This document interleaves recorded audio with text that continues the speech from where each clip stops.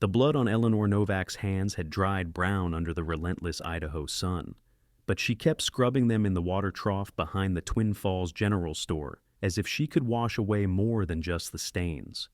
Her husband had been dead 3 hours, trampled by their spooked horses during a supply run, and she had not shed a single tear as she held his broken body in the dust, had not made a sound as the townspeople loaded him onto a wagon, had not faltered when the undertaker asked her questions. She could barely hear through the ringing in her ears. She simply nodded, signed papers, and walked back to work because the store would not run itself, and their debts would not pay themselves. And she had learned long ago that the world did not stop turning just because your heart was breaking into pieces too small to ever put back together again. Preston Hayes watched her from across the dusty street, his weathered hands resting on his saddle horn as his horse shifted beneath him. He had been riding through Twin Falls on his way to deliver cattle to Boise when he had witnessed the accident, had seen the way Eleanor's face went blank as stone when the horses reared and came down on Thomas Novak with their full weight. What struck him was not the tragedy itself, though it was terrible enough, but the way she moved through the aftermath like a woman who had trained herself to swallow grief the way other people swallowed water. He had seen that kind of strength before, the kind that came from having no other choice, and it made something in his chest tighten with recognition.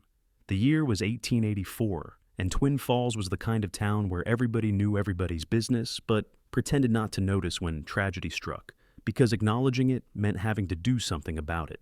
Preston had been a cowboy for 15 years, ever since he left his family's failing farm in Kansas at 18, and he had learned to read people the way he read weather patterns and cattle behavior. Eleanor Novak was a storm holding itself together through sheer force of will. He dismounted and led his horse to the trough where she still stood, her hands red and raw from scrubbing. She did not look up when his shadow fell across the water. "Madam," he said quietly, removing his hat, "I am real sorry about your husband." Eleanor's hands stilled in the water. "Thank you." Her voice was steady, polite, empty. "The undertaker said you are going to keep the store open. Bills do not pay themselves." She pulled her hands from the water and dried them on her already stained apron. For the first time, she looked at him directly, and Preston saw eyes the color of creek water in winter, clear and cold and deep.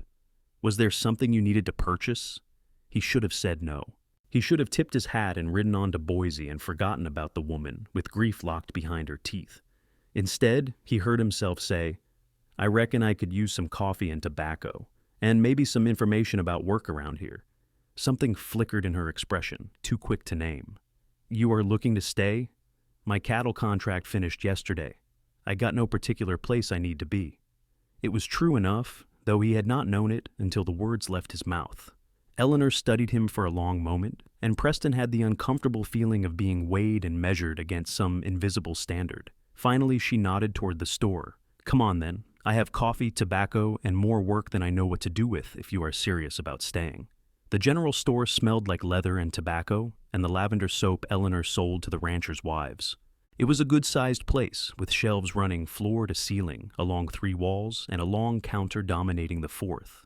Behind the counter stood rows of glass jars filled with penny candy and medicinal herbs, and above them hung farming tools that gleamed in the afternoon light, filtering through the front windows. It was the kind of store that served as the heartbeat of a small town, the place where people came not just for supplies but for news and gossip and human connection. Preston noticed immediately that several crates sat unopened near the back door, and the shelves had gaps where stock should have been. Eleanor moved behind the counter with practiced efficiency, pulling down a tin of tobacco and a small burlap sack of coffee beans. "That will be 65 cents, she said. He counted out the coins and set them on the counter, but did not pick up his purchases. "What kind of work are you needing done?" Eleanor's jaw tightened almost imperceptibly. "I have 3 crates of goods that need unloading and shelving, a broken step on the back stairs that nearly killed me yesterday, a leak in the storeroom roof that is ruining my flour supply, and a fence out behind the place that the neighbors' pigs keep getting through. My husband was supposed to handle all of it this week." She said it without inflection, as if she were reading from a list rather than describing the wreckage her life had become in the space of 3 hours. "I can start on the crates right now if you like," Preston offered. The step in the roof I can fix tomorrow if you point me toward your tools. The fence might take a day or two, depending on how bad it is. I cannot pay you much, maybe $1 a day plus meals. It was insultingly low wages, and they both knew it. A skilled ranch hand could make $40 a month plus room and board. But Preston saw the pride fighting with desperation in the set of her shoulders and understood that she was offering what she could afford, which was probably more than she actually had. "That is fair enough," he lied. "Where do you want me to start?" For the first time since her husband died, something resembling emotion crossed Eleanor's face. It was not gratitude exactly, more like relief so profound it was almost painful to witness. "The crates in the back. There is inventory lists in the office. The little room just through the door. If you could check the goods against the lists and then stock whatever goes on the shelves, I would be grateful." Preston nodded and headed for the back of the store, rolling up his sleeves as he went. Behind him, he heard Eleanor take a shaky breath, the kind of breath a person takes when they have been underwater too long. He did not turn around. The work was straightforward but tedious. The first crate held bolts of fabric in calico and muslin, which he carried to the shelves near the front where he had seen the other dry goods displayed.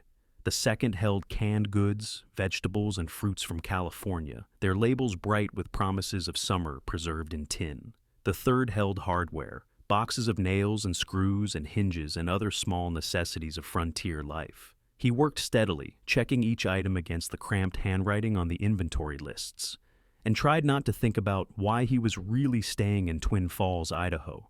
The truth was that he had recognized something in Eleanor Novak that he had spent 15 years running from. She was alone in a way that had nothing to do with whether people surrounded her, alone in the specific way of someone who had learned that strength was survival and vulnerability was a luxury she could not afford. He had been that person once, after his parents died within 6 months of each other, and left him with a farm, mortgage beyond redemption, and siblings to feed. He had stayed strong because he had to, had swallowed his grief and fear, and worked until his hands bled because the alternative was watching his younger brothers and sisters starve. He had kept everyone fed and clothed until they were old enough to make their own ways. And then he had left, before they could see how much it had cost him. He did not want to feel responsible for Eleanor Novak. He did not want to see himself in her frozen expression and her raw hands and her refusal to break. But he did, and apparently that meant he was staying in Twin Falls to fix her broken stairs and her leaking roof and whatever else needed fixing, because he could not ride away from someone who reminded him so much of the person he used to be. The sun was setting by the time he finished with the crates, painting the store's interior in shades of amber and rose. Eleanor had spent the afternoon serving the handful of customers who came in, and Preston noticed that each of them offered condolences that she accepted with the same polite, distant gratitude. None of them offered help. None of them seemed to realize that she was drowning on dry land. When the last customer left and Eleanor locked the front door, Preston found her leaning against the counter with her eyes closed. In the fading light, she looked younger than he had thought, maybe 25 or 26, with dark hair pulled back in a practical bun, and a dusting of freckles across her nose that spoke of time spent outdoors. She was pretty in an understated way, the kind of pretty that snuck up on a person. "I finished with the crates," he said quietly. "Tomorrow I will get started on the stairs, if you can show me where you keep your tools." Eleanor opened her eyes. "You actually stayed." "I said I would." People say a lot of things they do not mean. There was no bitterness in her voice, just a flat statement of fact. Preston moved closer to the counter. "I generally mean what I say. About the only thing I am good at is keeping my word and working with my hands. So I try to do both whenever possible." The corner of Eleanor's mouth twitched, not quite a smile, but something in the neighborhood. "That makes you more reliable than most men I have known." "That is a pretty low bar. You would be surprised how many people still manage to trip over it." This time Preston did smile, and was rewarded by seeing some of the tension ease from Eleanor's shoulders. "You planning to sleep here tonight?" The tension came right back. "I have a house, had a house, have a house." She stumbled over the words, the first real crack in her composure all day. "I just need to go to it." "You eaten anything today?" Eleanor frowned, as if the question required deep thought. "I had coffee this morning." "That is not food." "I am aware of what food is, Mr. Hayes." "Preston, and I am sure you are. But knowing what food is and actually eating it are two different things. He could see her building walls again, preparing to tell him that she was fine, that she could take care of herself, that she did not need help from a stranger. He cut her off before she could start. There is a diner 3 buildings down. You are going to close up this store and walk there with me and eat something hot. Then I am going to walk you home because it is getting dark and you have had about the worst day a person can have, and you should not be alone with it. Eleanor stared at him. You are very presumptuous for a man I met 4 hours ago. Yes, madam, I reckon I am. You coming anyway? For a long moment, she did not move. Then, slowly, she untied her apron and hung it on a hook behind the counter. I do not have much appetite. You do not have to eat much, but you have to eat something. They walked to the diner in silence as the last light drained from the sky and lamps began glowing in windows along Twin Falls Main Street. The town was small enough that Preston could see both ends of it from where they stood, a collection of wooden buildings clustered around the Snake River Canyon, like seedlings around a water source. It was pretty country, high desert with sagebrush and rock formations that glowed red in the setting sun, and Preston understood why settlers had stopped here, despite the harsh summers and harsh winters and harsh everything in between. The diner was run by a woman named Martha, who looked at Eleanor with the kind of pity that made Preston's teeth ache. Oh, honey, I heard about Thomas. I am so sorry. You just sit yourself down, and I will bring you some stew. Eleanor sat. Preston sat across from her and ordered stew for himself as well, along with coffee and cornbread. When Martha bustled away, Eleanor stared at the table. Everyone is going to look at me like that now, she said quietly. Like I am something broken that needs fixing. Are you broken? Her head came up, eyes flashing. No. Then what does it matter how they look at you? It matters because I have to live here. I have to run a business here. If people think I am some helpless widow, they will either try to take advantage of me or try to take care of me, and I cannot afford either one. Preston leaned back in his chair and studied her. So you are planning to just push through? Keep working, keep moving, keep acting like everything is fine until either you believe it or everyone else does. Is there another option? You could let yourself fall apart for a minute. You could let yourself be sad about the fact that your husband just died. Eleanor's hands clenched into fists on the table. I do not have time to fall apart. I have a business to run and debts to pay, and if I stop moving for even a second, I am afraid I will not be able to start again. So yes, I am going to push through, and I am going to keep working, and I am going to be fine, because I do not have any other choice. Martha arrived with their food before Preston could respond, setting down bowls of beef stew that smelled like heaven and looked like home. Eleanor picked up her spoon, but did not eat, just stirred the stew in slow circles, while steam rose into the lamplight. Preston ate a few bites, then set down his own spoon. I am not trying to make things harder for you. I just want you to know that you do not have to carry everything by yourself. I am here to help, for as long as you need it. Why? The question was blunt, almost challenging. You do not know me. You did not know Thomas. Why would you care what happens to me? It was a fair question, and Preston thought about lying or deflecting, or giving some easy answer about Christian charity. But there was something in Eleanor's face that demanded honesty, so he gave it to her. Because I see you trying to be strong all alone, and I know what that costs. I know what it is like to smile when you are dying inside because other people need you to be okay. I know what it is like to work yourself until you cannot feel anything anymore because feeling hurts too much. And I know that nobody should have to do that without at least one person who sees them, really sees them, and tells them it is okay to not be okay sometimes. Eleanor stared at him for a long time, her spoon forgotten in her hand. When she finally spoke, her voice was barely above a whisper. I did not love him. Preston waited. Thomas, I did not love him. I married him because I needed security and he needed help running the store, and it seemed like a practical arrangement. He was not cruel, he was not unkind, but I did not love him, and now he is dead, and I cannot even properly mourn him because I do not know what I am mourning. The loss of a husband I did not love, the loss of security, the loss of the life I thought I would have.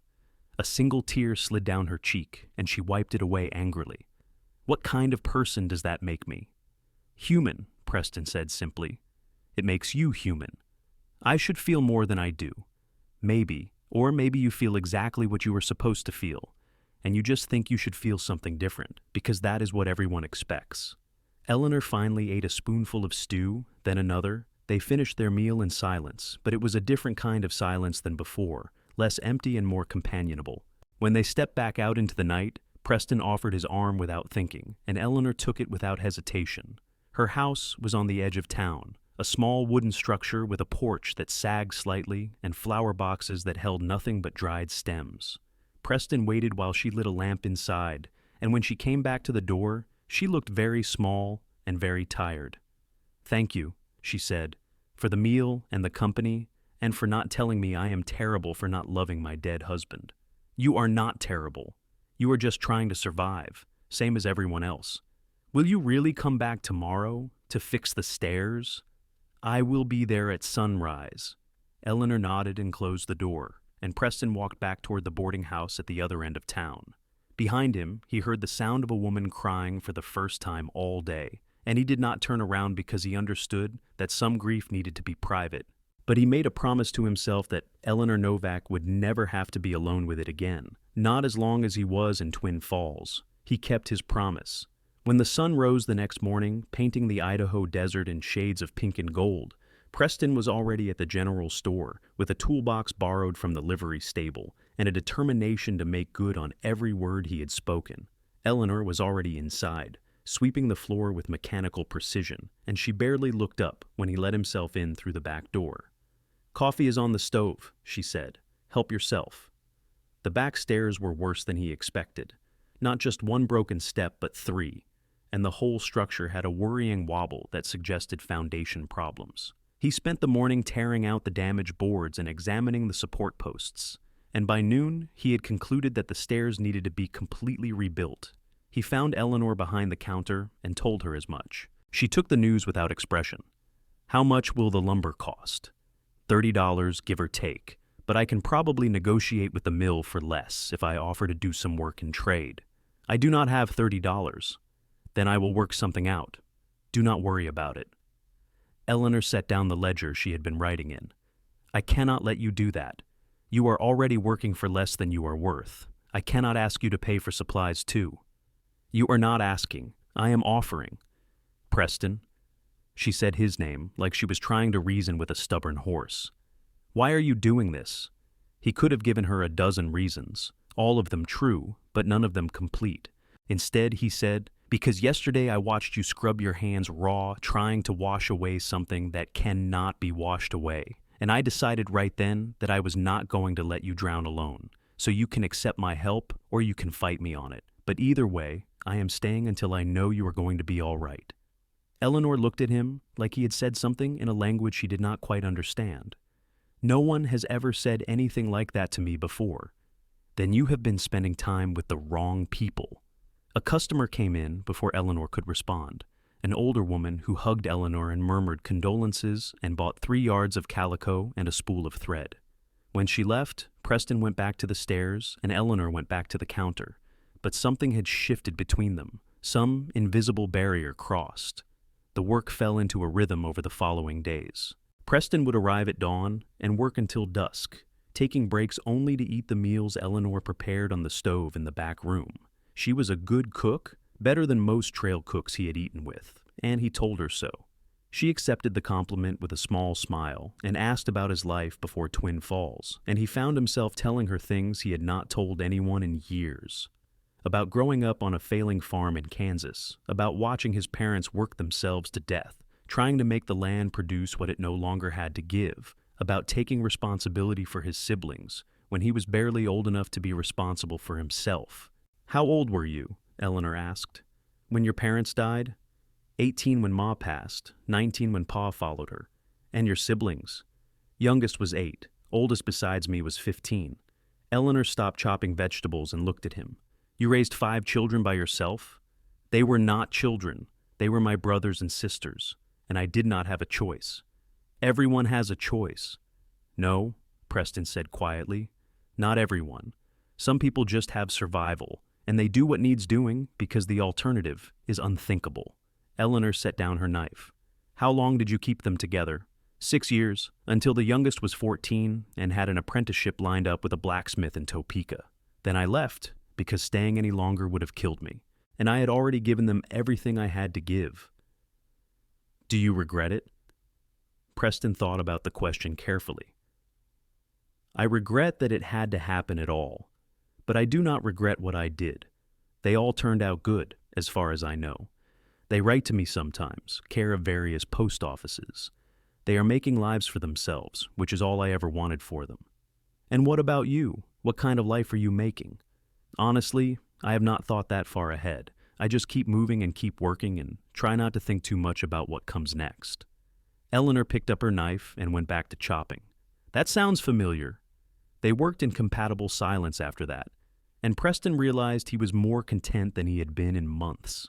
There was something deeply satisfying about having a purpose beyond just earning the next meal or finding the next job, something that felt almost like belonging. A week after Thomas Novak died, his lawyer came to the store to discuss the estate with Eleanor. Preston was on the roof, fixing the leak, when he heard raised voices below. And by the time he climbed down, the lawyer was leaving, and Eleanor was sitting on the back steps with her face in her hands. What happened? Preston asked, sitting down beside her. Thomas owed money, a lot of money, more than I knew about. Her voice was muffled by her hands. The store is mortgaged, the house is mortgaged, and there are outstanding debts to 3 different suppliers.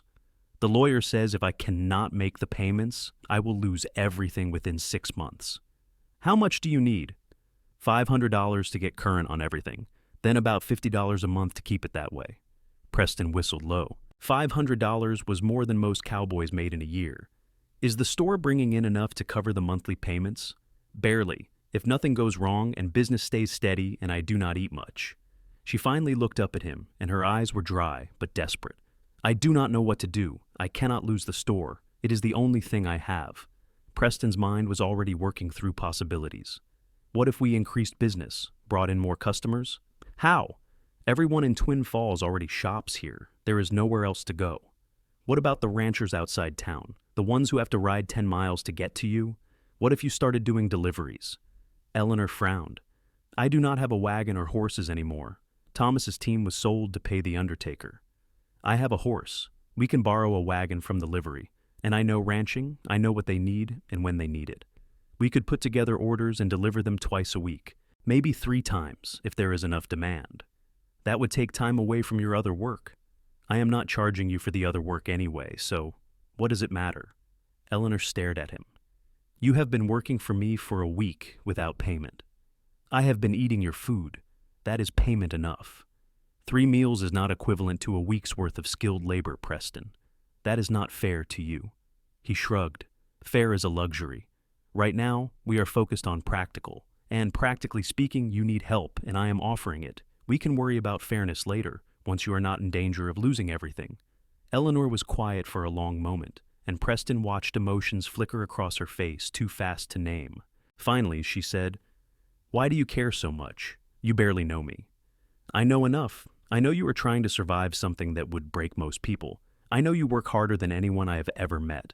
And I know that you deserve better than to drown in debt left behind by a man you did not even love. He met her eyes steadily.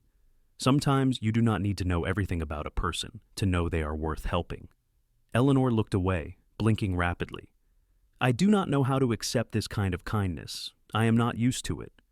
Then I guess you will have to learn, because I am not going anywhere. They started the delivery service 3 days later, after Preston had negotiated the loan of a wagon and spent 2 days riding out to the surrounding ranches to gauge interest. The response was better than he had hoped. Ranchers were tired of making the long trip into town for basic supplies, and the promise of regular deliveries had them placing orders before Preston even finished explaining the system. Eleanor spent her evenings putting together inventory lists and calculating prices, and Preston spent his mornings loading the wagon and planning routes. They worked together with an efficiency that surprised them both, falling into patterns of communication that felt natural despite the short time they had known each other.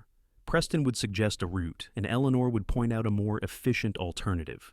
Eleanor would worry about pricing, and Preston would remind her that charging fair rates was not the same as cheating people. They complemented each other in ways neither of them had expected, and slowly, carefully, something began to grow between them that neither was quite ready to name. The first delivery route took them north into the foothills, where cattle ranches sprawled across the high desert. Preston handled the wagon, while Eleanor managed the inventory, checking off items as they delivered them, and collecting payment in cash or trade. By the end of the day, they had visited 6 ranches and collected $73, more money than Eleanor usually made in 2 weeks. "This might actually work," she said, as they drove back toward Twin Falls in the fading light. She sounded surprised and hopeful and exhausted all at once. "It will work," Preston said confidently. "Give it a month and we will have more business than we can handle." "We?" Eleanor repeated the word softly. "You keep saying we." Preston glanced at her. "Is that a problem?" "No, it just feels strange. I have been thinking in terms of I for so long that hearing we is almost foreign. You better get used to it because I am not going anywhere." Eleanor was quiet for a moment, then said, "Preston, what happens when you decide you want to move on? You are a cowboy. You are used to traveling, working different jobs, seeing different places. What happens when you get tired of being stuck in Twin Falls, helping a widow with her failing store?" It was a fair question, and one Preston had been asking himself. The truth was that he had not thought about leaving, had not felt the usual restlessness that typically drove him from town to town. Instead, he felt something he had not felt since leaving Kansas. He felt needed in a way that mattered, in a way that was building towards something rather than just filling time. "I do not feel stuck," he said carefully. "I feel useful. There is a difference. But eventually you will get restless. Everyone does. Maybe, but I do not think so. Not this time." "Why not?" Preston pulled the wagon to a stop at the edge of town and turned to face her fully. "Because I spent 15 years running from the feeling of being responsible for other people. And somewhere along the way, I forgot that responsibility can feel good if you are choosing it instead of having it forced on you. I am here because I want to be, Eleanor. I am helping you because it matters to me that you succeed. And I do not see that changing anytime soon." In the near darkness, he could barely see her face, but he heard the catch in her breathing. "I am afraid to believe you." "I know, but I am going to keep showing up until you do." They continued the delivery service through the rest of September and into October, and with each passing week, Eleanor's financial situation improved. The monthly income from deliveries more than covered the mortgage payments, and the increased traffic to the store from customers who heard about the service brought in additional revenue. Eleanor hired a teenage boy named Samuel to help with stocking shelves and sweeping floors, which freed up more of her time to manage the business side of things. She paid Preston wages that were actually fair, though he complained that she was paying him too much. She ignored his complaints and added a bonus for the delivery work, which made him complain more and her smile wider. Preston rented a room above the feed store and bought himself new clothes to replace the ones worn thin from travel. He began to recognize faces in town, learned names and stories, became part of the fabric of Twin Falls in a way he had not been part of any place since Kansas. He played cards at the saloon on Saturday nights and attended church on Sunday mornings, more for the social aspect than religious devotion, and people began to greet him by name when he walked down the street. But the center of his life remained Eleanor. He started each day at the store and ended each day walking her home, and the hours in between were filled with work and conversation and a growing awareness that what he felt for her had moved well beyond simple compassion or duty. He noticed small things. The way she chewed her lip when she was calculating figures, the way her whole face lit up when a particularly difficult customer finally left, the way she hummed quietly to herself when she thought no one was listening. He noticed that she had started wearing dresses that were not black, slowly letting go of mourning for a man she had not loved. He noticed that she smiled more easily, laughed more freely, and sometimes caught her watching him with an expression he could not quite decipher. One evening in late October, as they were closing the store after a particularly busy day, Eleanor said, "I have been thinking about expanding." Preston looked up from sweeping the floor. "Expanding how?" "Adding more inventory, fancy goods, maybe some ready-made clothes, better tools, things that would bring in customers from other towns, not just Twin Falls. That would take capital." "I know, but I have been saving everything extra from the deliveries, and I think by spring I could afford to place some larger orders. If I am going to keep this store, I want it to be more than just surviving. I want it to thrive." Preston leaned on the broom and grinned. "2 months ago, you were worried about losing everything. Now you are planning to expand. That is quite a change." Eleanor ducked her head, and he was charmed to see color rise in her cheeks. "I have help now. That makes a difference. You also have vision and drive and a good head for business. Do not sell yourself short." "I am trying not to." She met his eyes, and something electric passed between them. "Preston, I need to say something." His heart started beating faster. "All right. When you first offered to help me, I thought you were either crazy or had ulterior motives. No one does something for nothing, especially not for a stranger. But you kept showing up, day after day, and you never asked for anything in return, except the chance to keep helping. You saw that I was drowning, and instead of walking away like everyone else, you jumped in after me." She took a breath. "I do not know how to thank you for that." "You do not need to thank me." "Yes, I do. Because you did more than help me save the store. You showed me that I do not have to carry everything alone, that asking for help is not the same as being weak. You made me believe that maybe I deserve kindness even when I am not at my strongest. And I need you to know that it meant everything." Preston set down the broom and moved closer to her. "Eleanor, I did not do any of it because I thought you owed me gratitude. I did it because from the moment I saw you trying to be strong all alone, I knew I could not walk away. You reminded me of who I used to be, and I wanted to be for you what I wish someone had been for me." "Das, what do you mean?" He hesitated, then decided that if she could be vulnerable, so could he. "When I was taking care of my siblings, I put on a brave face every single day. I smiled and told them everything would be fine, and pretended I had everything under control, even when I was terrified and exhausted, and had no idea what I was doing, and no one ever looked past the act. No one ever said, 'Hey, Preston, you do not have to be strong all the time. It is okay to fall apart once in a while.'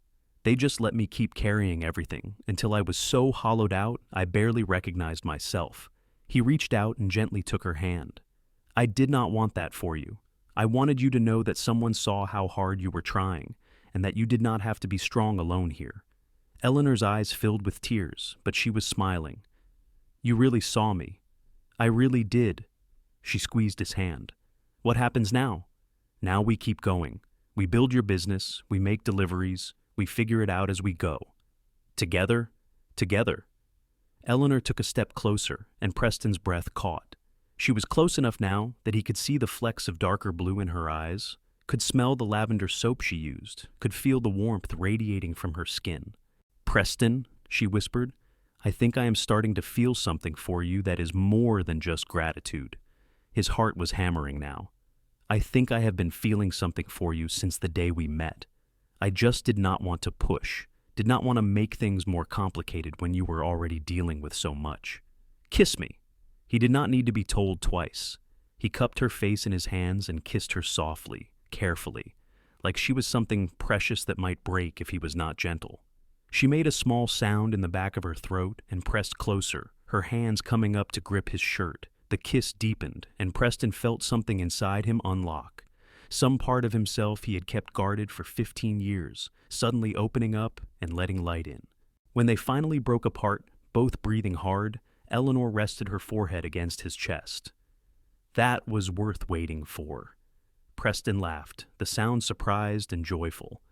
"We can do it again if you want." "I want." They kissed again, longer this time. And when they finally stopped, it was only because they heard footsteps outside and remembered they were standing in the middle of the store with the lamp still burning. Eleanor stepped back, smoothing her hair and her dress, and Preston tried to get his heartbeat under control.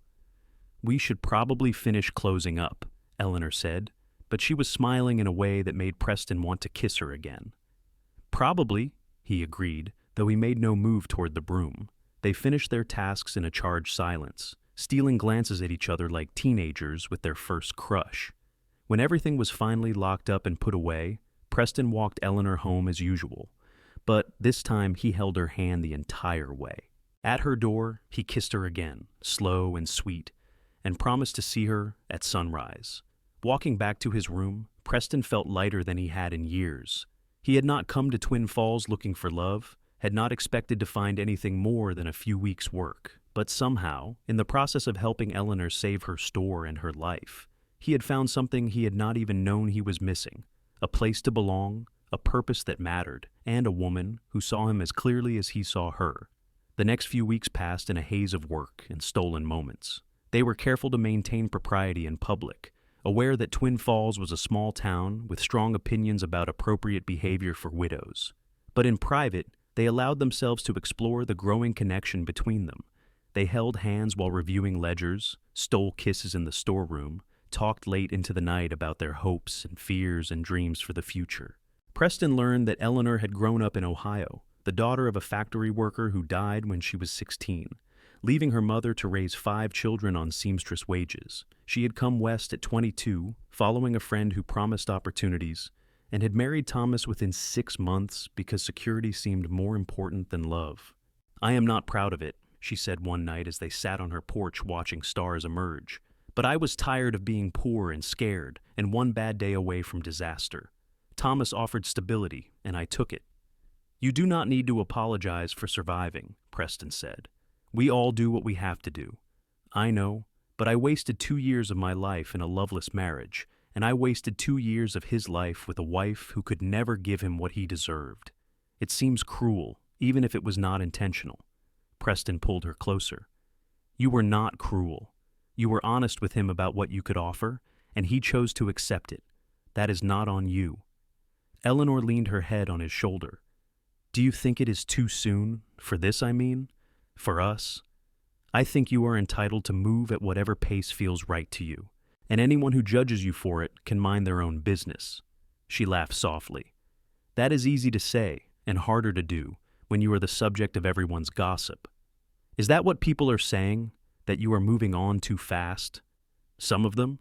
Mostly the church ladies who have nothing better to do than worry about other people's virtue." She sighed. "I know I should not care what they think, but it is hard not to when I see them whispering and pointing every time we are together." Preston was quiet for a moment, then said, "Do you want me to back off? Give you some space so people stop talking?" Eleanor sat up and turned to face him. "Absolutely not. I spent my whole marriage worrying about what people thought, making myself small and quiet and acceptable. I am done with that. If people want to gossip, let them gossip. You make me happy.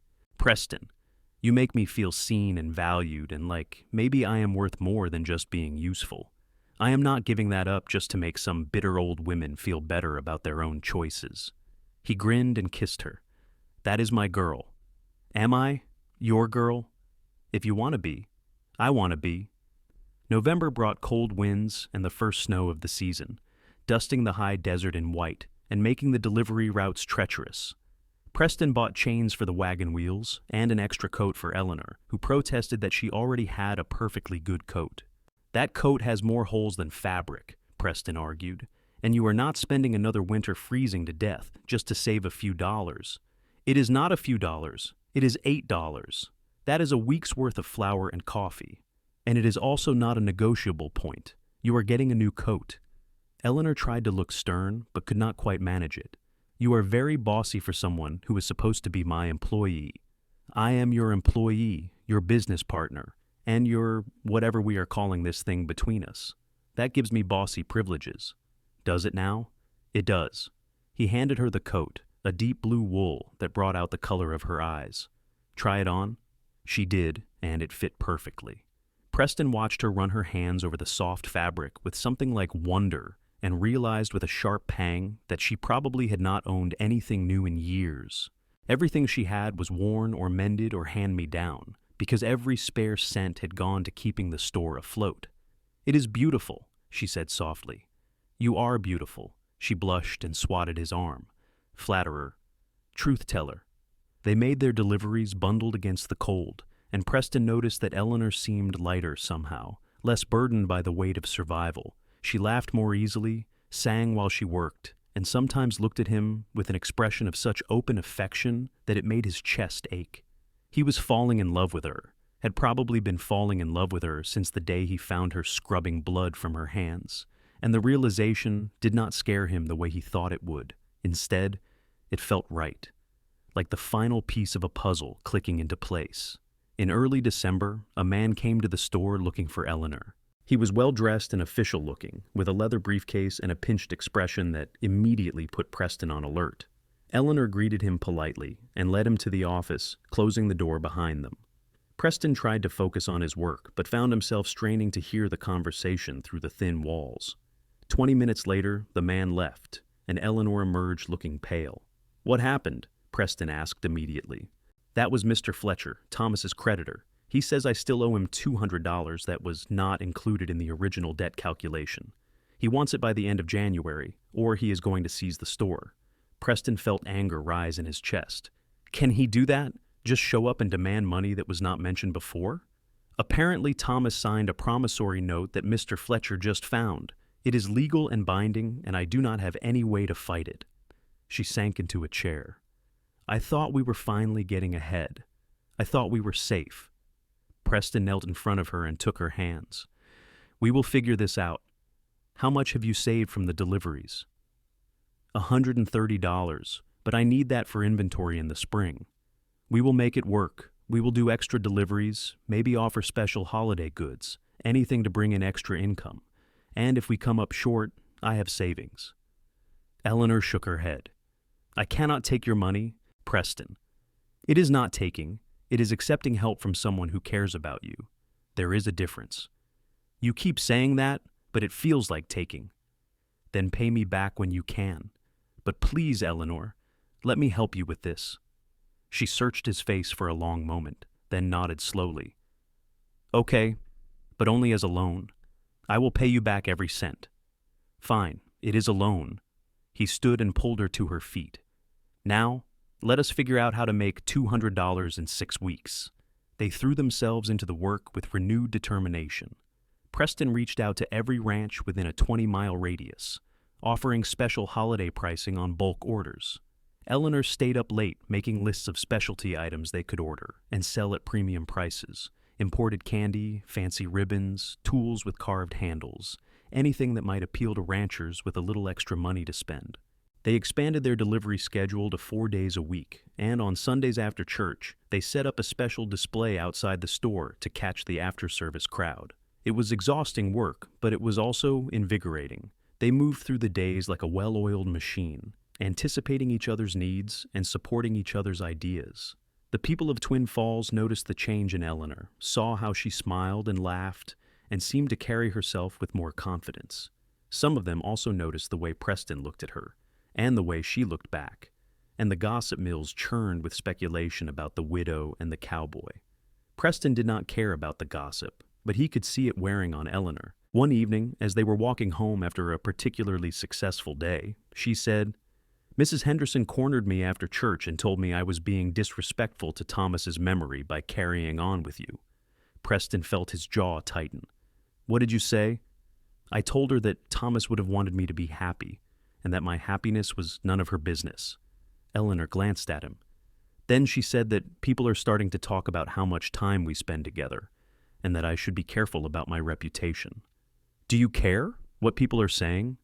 Eleanor was quiet for a moment, then said, "I care that it might hurt the business. If people think I am improper, they might stop shopping at the store, or they might realize that you are a grown woman who gets to make her own choices about her own life. This is a small town. Preston, reputation matters." He stopped walking and turned to face her. "Then let us give them something real to talk about. Marry me." Eleanor stared at him. "What?" "Marry me. We are good together, you know we are. We work well, we think alike, we care about each other, and if we are married, no one can say anything about us spending time together. That is the most unromantic proposal I have ever heard." Preston laughed, then sobered. "You are right. Let me try again." He took both her hands and looked into her eyes. "Eleanor Novak, I have been falling in love with you since the day I met you. You are the strongest, most capable, most stubborn woman I have ever known, and I cannot imagine my life without you in it.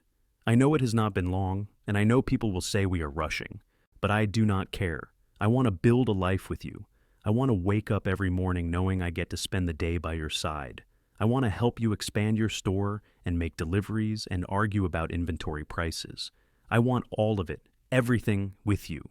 So will you marry me, please?" Eleanor's eyes were shining with tears. "You really love me? I really do. Even though I am stubborn and difficult and terrible at asking for help, especially because of all that." He squeezed her hands. "You do not have to answer right now, but think about it, okay? Think about what we could build together." Eleanor did not hesitate. "Yes? Yes, you will think about it? Yes, I will marry you." Preston felt his heart explode with joy. He picked her up and spun her around, laughing when she shrieked in surprise. When he set her down, he kissed her thoroughly, not caring that they were standing in the middle of the street where anyone could see. "I love you," he said against her lips. "I love you so much." "I love you too," Eleanor whispered back. "I did not think I could feel this way about anyone, but then you showed up and changed everything." They were married 2 weeks later in a small ceremony at the church with Samuel and Martha as witnesses.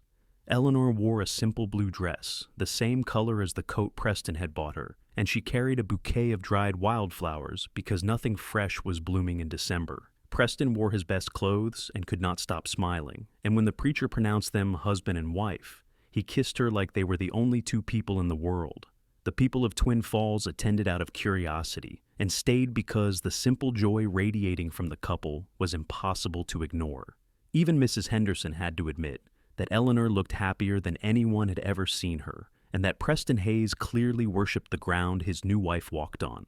After the ceremony, they went back to Eleanor's house, which was now their house, and spent the evening talking about the future. Preston insisted they use his savings to pay off Mr. Fletcher immediately, so they could start their married life without that debt hanging over them. Eleanor agreed, on the condition that she could pay him back with interest over the next year. They argued about it good-naturedly for an hour before finally agreeing on terms that satisfied them both, and then they stopped talking altogether because there were better ways to spend their wedding night.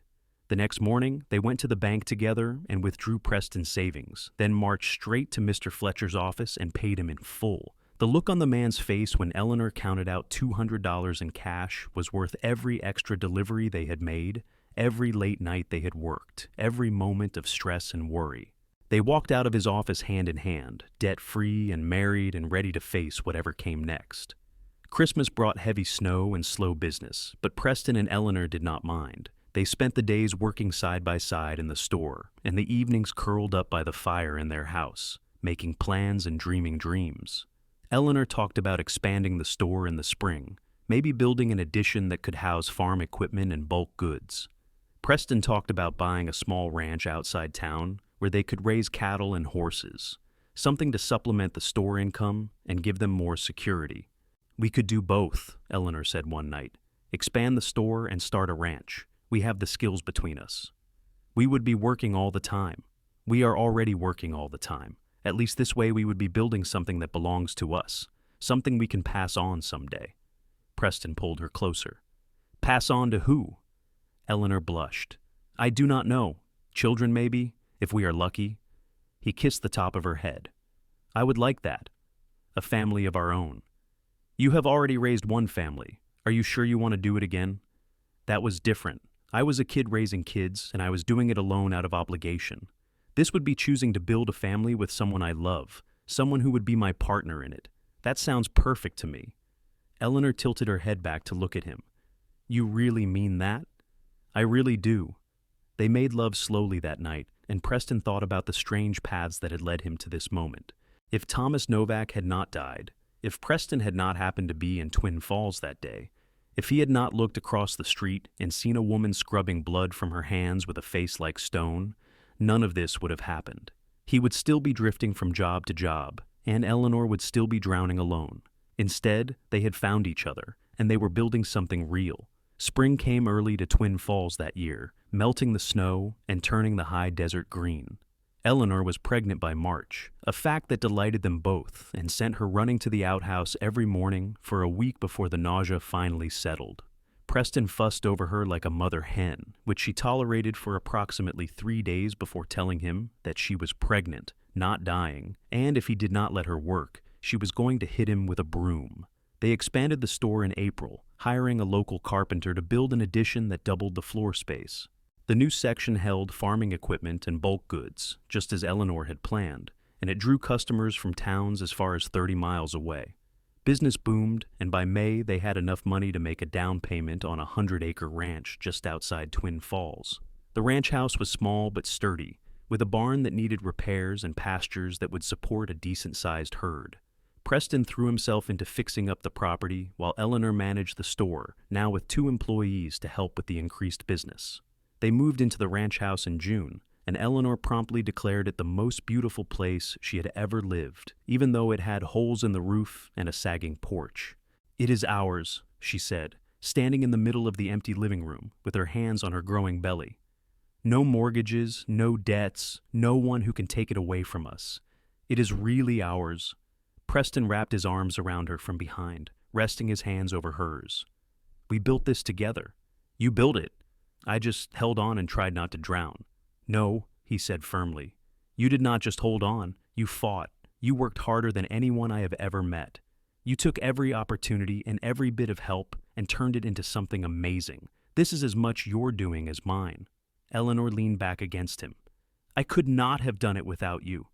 "Maybe not, but I could not have done it without you either. We make a good team." Their daughter was born in late September, after a long labor that terrified Preston and exhausted Eleanor. They named her Rose, after Preston's mother, and she had Eleanor's dark hair and Preston's brown eyes and a set of lungs that could wake the entire ranch. Preston fell in love instantly, completely, overwhelmingly. He held his daughter for the first time and felt something shift inside him, some final piece of his broken past clicking into wholeness. "She is perfect," he whispered. Eleanor, exhausted but smiling, said, "She is ours. She is ours."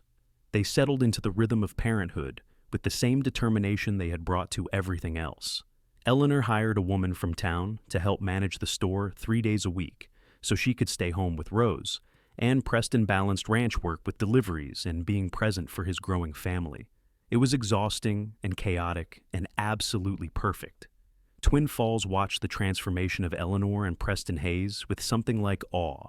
The widow who had been so alone and so determined to stay that way had become part of a thriving family. The drifter cowboy who had stopped for a few days of work had put down roots deeper than anyone expected. Together, they had built a business, a ranch, and a life that stood as proof that sometimes the best things came from the most unlikely beginnings.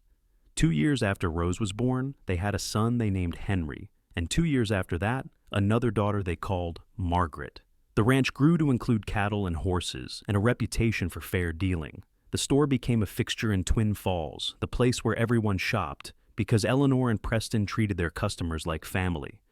They worked hard, loved harder, and built a legacy that had nothing to do with obligation and everything to do with choice.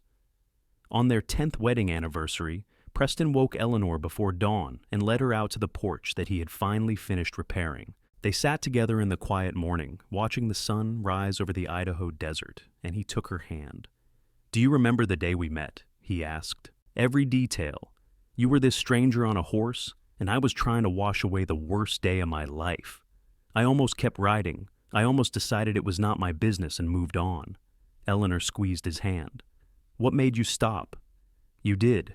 I saw you trying to be strong all alone, and I could not stand it. I had to help, even though I did not know you, even though it was not my responsibility. I just could not leave you there." "I am glad you did not."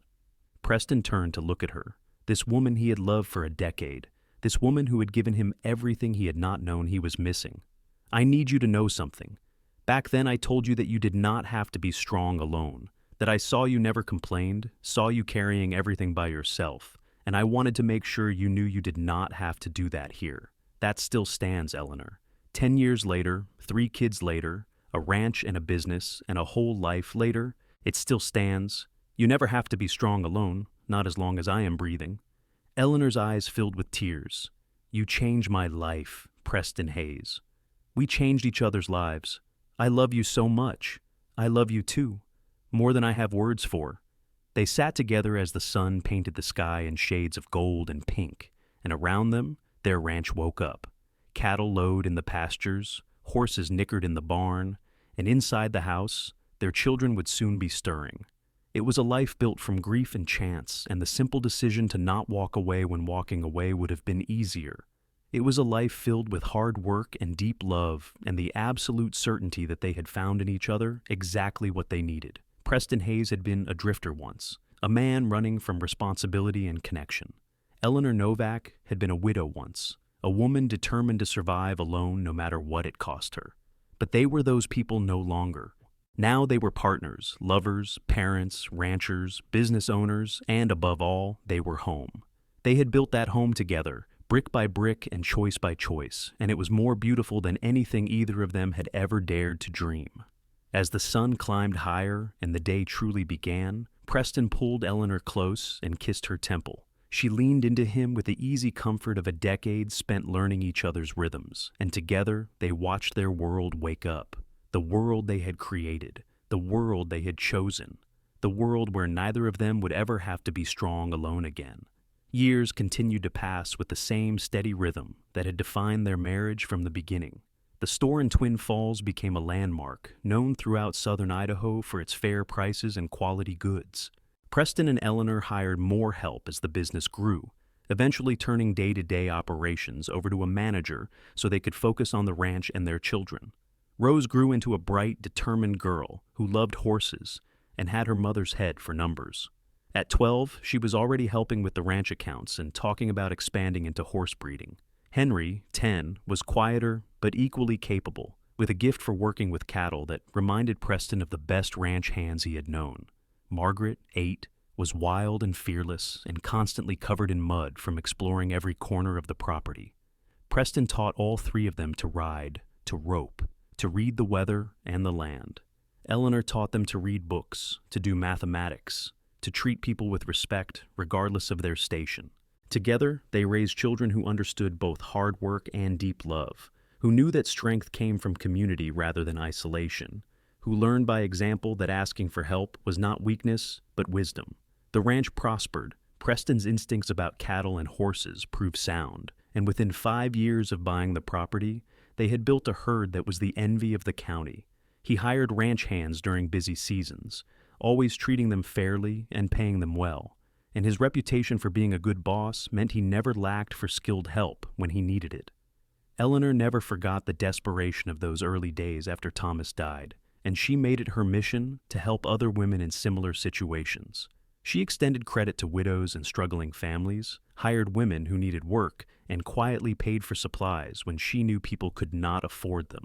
Preston supported every decision, understanding that generosity was not just kindness, but an investment in the kind of community they wanted to live in. On Rose's 15th birthday, Eleanor and Preston sat on their porch after the children had gone to bed, full of cake and laughter. Eleanor rested her head on Preston's shoulder, a habit of 20 years that still brought comfort. "Do you ever think about how different things could have been?" she asked. "If you had just ridden through Twin Falls that day instead of stopping?" Preston considered the question.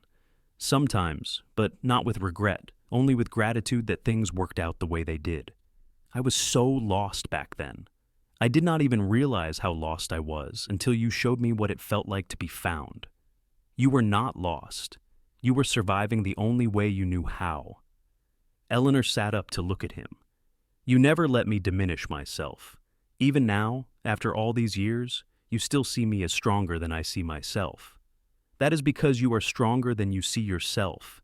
You just do not need to use that strength alone anymore." She kissed him softly. "Best decision I ever made was saying yes when you proposed. Best decision I ever made was stopping in Twin Falls. Second best was proposing to me." Preston laughed. "All right, second best."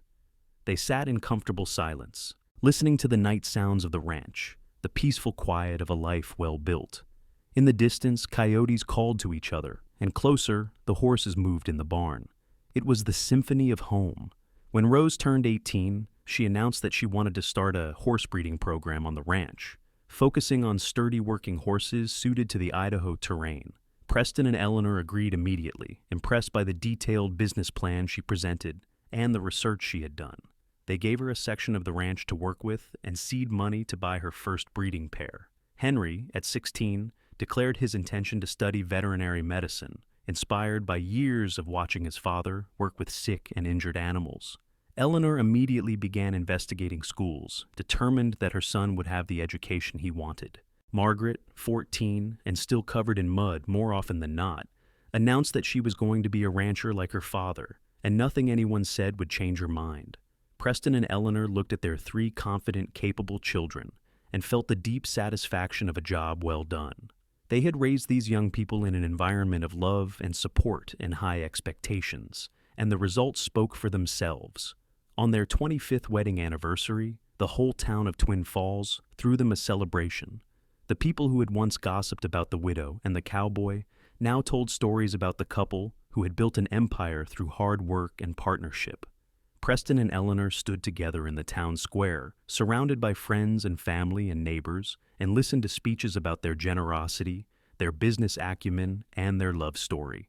When it was Preston's turn to speak, he pulled Eleanor close and addressed the crowd. 25 years ago, I rode into Twin Falls planning to stay maybe a week. I met a woman who was trying to carry the weight of the world on her shoulders, and I decided I could not just ride away. Best decision I ever made. He looked down at Eleanor. She taught me that putting down roots is not the same as being trapped. That responsibility chosen is different from responsibility forced, and that love is not something to run from, but something to run toward. Eleanor, you made me believe in home again. You gave me a reason to stay in one place and build something that lasts. I love you more now than I did the day we married, and I will love you more tomorrow than I do today. Eleanor was crying openly now, as were half the people in the crowd. You saw me when I was at my lowest, and instead of walking away, you jumped in to help. You showed me that I did not have to be strong alone, that asking for help was not weakness, that I deserved kindness even when I was not at my best. You gave me a partnership I never knew I could have, a love I never knew existed, and a life beyond anything I dared to dream. I love you, Preston Hayes, with everything I am and everything I will ever be. They kissed while the town cheered, and if it was a little less decorous than appropriate for a public celebration, no one seemed to mind. Preston and Eleanor Hayes had earned the right to kiss their spouse however they wanted.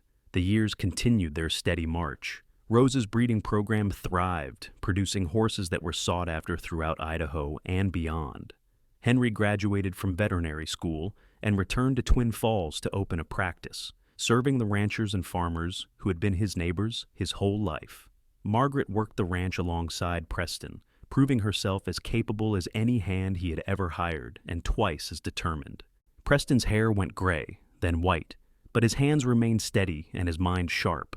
Eleanor developed lines around her eyes from decades of smiling and laughing, and Preston thought she was more beautiful at 50 than she had been at 25. They slowed down as the years passed, letting their children take over more of the ranch work, but they never stopped working entirely. Work was woven too deeply into who they were. On their 40th anniversary, they made the trip back to Twin Falls, walking hand in hand down the main street. The general store was still there, though it was run by someone else now, and many of the buildings had been replaced or updated. But the bones of the town remained the same, and Preston and Eleanor could still see traces of the people they had been when they first met. They stopped in front of the spot where the old water trough had been, the place where Preston had first approached Eleanor with an offer to help. "I can still see you," Preston said quietly, "standing right here, trying to scrub away what could not be scrubbed away." Eleanor squeezed his hand. "I can still see you, this stranger on a horse who decided my pain was worth stopping for. Do you ever regret it, saying yes to me?" Eleanor turned to face him fully. "Not for a single second of a single day. You are the best thing that ever happened to me, Preston Hayes. You and the life we built together. You are my home, Eleanor. You always have been." They kissed there on the street, two people in their 60s acting like newlyweds, and neither of them cared who saw. They had spent 40 years building a life based on love and partnership, and the fundamental understanding that no one should have to face the world alone. That foundation had not weakened with time. If anything, it had grown stronger. Preston died at 73, peacefully in his sleep with Eleanor beside him. He had lived to see grandchildren born, to watch his ranch continue to thrive, to know that everything he and Eleanor had built would outlast them. His funeral was attended by hundreds of people, all of them with stories about his kindness, his fairness, his unwavering support of his wife and family. Eleanor grieved him deeply, but she did not break. She had learned over 45 years of marriage that strength did not mean never falling apart. It meant having people who would help you put yourself back together. Rose, Henry, and Margaret surrounded their mother with love and support, giving her space to mourn while making sure she was never alone unless she chose to be. She lived another 12 years, long enough to know that the legacy she and Preston had built was secure. The ranch continued to prosper under Margaret's management. Rose's horses were known across the West. Henry's veterinary practice had expanded to include 2 partners and serve 3 counties. More grandchildren were born, and Eleanor held each one with tears in her eyes, seeing traces of Preston in their faces. On what would have been her and Preston's 57th anniversary, Eleanor sat on the porch of the ranch house and watched the sun set. She was 83 years old, and her body was failing in the way bodies do after a long life well lived, but her mind remained clear. She thought about the day they met, about the blood on her hands and the emptiness in her chest and the stranger who had refused to walk away. She thought about 45 years of marriage, of hard work and deep love, and the absolute certainty that she was never alone. She thought about the family they had created, the business they had built, the community they had served, and the love that had sustained them through everything. As the sun painted the sky in shades of pink and gold, Eleanor closed her eyes and smiled. She had lived a good life, better than she ever thought possible that terrible day when Thomas died and her world fell apart. Preston had shown her that she did not have to carry everything alone, and in learning that lesson, she had discovered a capacity for love and joy and partnership that transformed everything. When Eleanor Hayes died that night, peacefully in her sleep, she went knowing that she had been loved completely, had loved completely in return, and had built something that would outlast her. The ranch continued, the family continued. The story of Eleanor and Preston Hayes became legend in Twin Falls, told and retold as an example of how love and partnership could transform tragedy into triumph. And in the end, that was their true legacy. Not the ranch or the store or the money or the land, but the simple truth that they had proven together. That strength does not mean facing the world alone, that asking for help is not weakness, and that the greatest adventures begin when someone looks at another person's pain and decides it is worth stopping for. They had built a love that lasted a lifetime and beyond, a love that started with a cowboy who saw a woman drowning and refused to let her go under alone. Their graves sat side by side on a hill overlooking the ranch, with a simple marker that read, Preston and Eleanor Hayes, partners in life, love, and everything that matters, together, always. And they were together always, in the land they had worked, in the children they had raised, in the community they had served, and in the story that would be told for generations about the cowboy and the widow who found each other when they both needed finding, and built a love that proved stronger than any hardship. They had shown each other, and everyone who knew them, that no one has to be strong alone, not here, not ever.